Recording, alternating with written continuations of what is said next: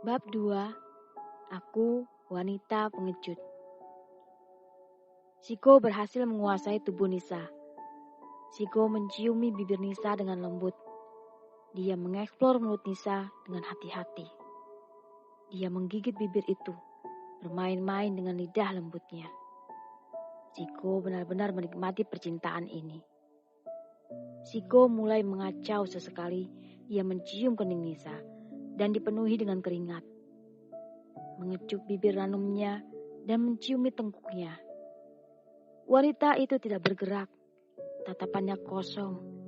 Air mata terus mengalir di sudut matanya. Namun, tubuh wanita itu tidak bisa berbohong.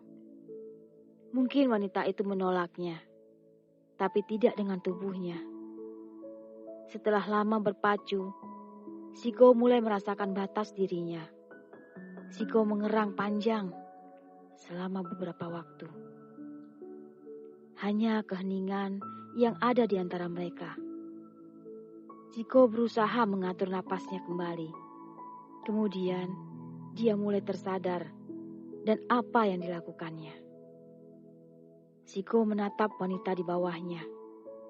Dia kaget melihat kenyataan bahwa wanita itu bukan Zi tunangannya.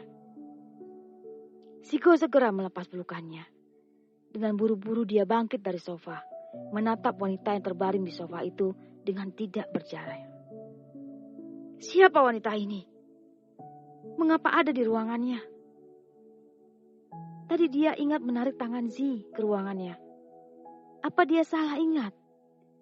Apakah sebenarnya yang dia tarik adalah tangan wanita itu?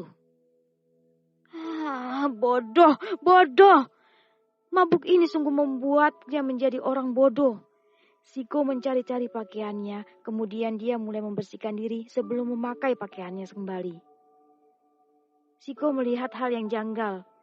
Dia melihat ada darah di tisu. Dengan cepat, Siko memeriksa tubuhnya. Dia khawatir tubuhnya terluka.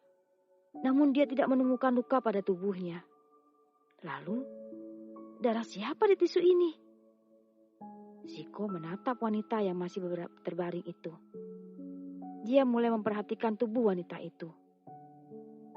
Ada darah di tubuh wanita itu. Apakah wanita itu masih perawan? Apa yang harus dilakukannya? Benarkah dia sedang memperkosa seorang perawan? Pantas saja rasanya sangat berbeda dengan wanita-wanita yang pernah bercinta dengannya selama ini. Siko menggeleng-gelengkan kepalanya. Dia kembali memakai pakaiannya dengan cepat. Kemudian, tanpa menoleh pada wanita itu, dia menulis sejumlah cek. Pakai bajumu, dan ini ceknya. Aku pikir jumlah ini cukup untuk harga keperawananmu. Siko meletakkan cek itu di meja. Kemudian, dia mulai pergi meninggalkan ruangan. Sebelum mencapai pintu, dia kembali berkata, "Jangan lupa tutup pintu setelah kamu keluar." Dan dia pun menghilang dari balik pintu. Nisa masih terbaring kaku. Dia benar-benar tidak menyangka dengan apa yang dialaminya malam ini. Air mata tak henti-hentinya keluar dari sudut matanya. Dia benar-benar tidak menyangka akan menjadi korban perkosaan oleh bosnya sendiri. Lama Nisa terdiam dengan tubuh yang masih telanjang. Pikirannya begitu kosong. Dia tidak bisa mencerna kejadian yang baru saja dialaminya. Hanya air mata yang menjadi saksi penderitaannya. Setelah puas menangis, dia mulai menggerakkan tubuhnya, memunguti setiap pakaiannya yang tercecer di lantai dan memakainya dengan pelan-pelan. Dia merasakan sakit di sekujur tubuhnya, terutama di area itu.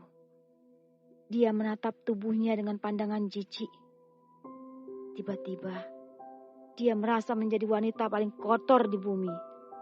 Nisa menutup wajahnya dan mulai menangis. Dengan keras malam itu dihabiskannya dengan menangis dan menangis. Menjelang tengah malam, Nisa menghentikan tangisnya. Dengan terseok-seok, dia berjalan keluar dari ruangan itu, meninggalkan beberapa lembar cek tetap berada di atas meja. Di parkiran, dia berusaha mengambil sepeda dan mengayuhnya. Namun, Karena tubuhnya yang begitu lemah, dia tidak sanggup mengayuh sepeda itu. Akhirnya, dengan tangan gemetar, dia memesan ojek online. Sesampainya di kosan, Nisa merebahkan tubuhnya dengan hati-hati. Dia menatap dinding kamarnya dengan mata yang kosong. Pikirannya menjalar kemana-mana. Dia begitu bingung harus bersikap seperti apa. Ketiadaan saudara, teman, serta pendidikannya yang rendah membuatnya bingung harus bersikap seperti apa.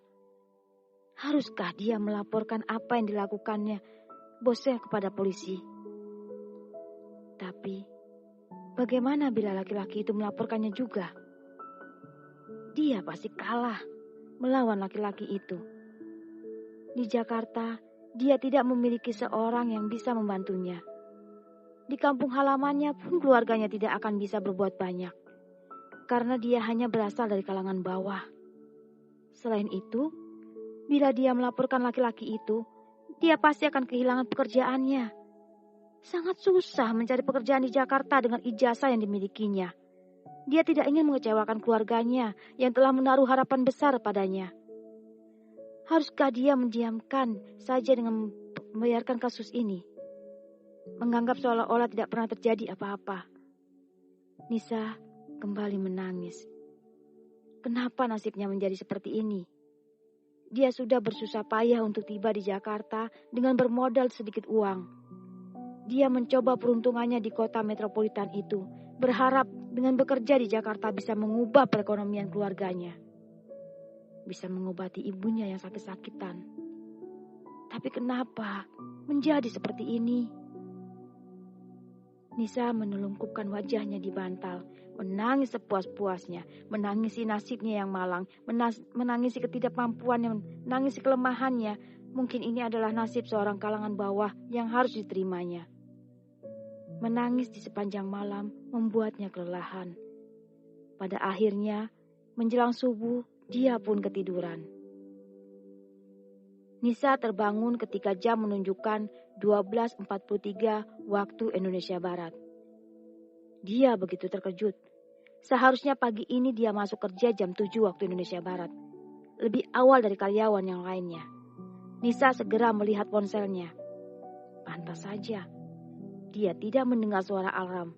Ternyata ponselnya dalam kondisi off. Nisa segera mencharge ponselnya, menunggu beberapa saat sebelum menghidupkannya. Ada begitu banyak panggilan telepon dari seniornya. Ada puluhan pesan juga. Rata-rata isinya sama. Menanyakan posisinya dan mengancam akan memecatnya bila tidak segera ke kantor saat itu juga. Dengan gugup, Nisa menghubungi nama seniornya. Pada deringan pertama seniornya mengangkat. Lu kemana aja sih? Masih niat kerja gak sih lu? Maaf kak, saya sakit kak. Lu di mana sekarang? Lu dicari direktur. Apa yang lu lakuin sampai direktur cari lu? Nisa merasa tubuhnya menjadi kaku. Kenapa direktur mencarinya? Apa untuk mengancamnya? Agar tidak membuka mulut? Sebelum dia sempat berpikir sepelebih itu, jauh terdengar suara ketukan di pintu kamarnya. Dengan ragu, pikir sepelebih itu, jauh terdengar suara ketukan di pintu kamarnya.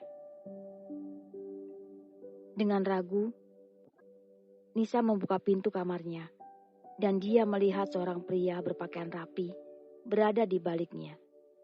Dia merasa familiar dengan pria tersebut. Dengan Nona Tanisha Alifia. Kalau kamu mau dengar audiobook lebih banyak dan gratis, segera download Audiotune.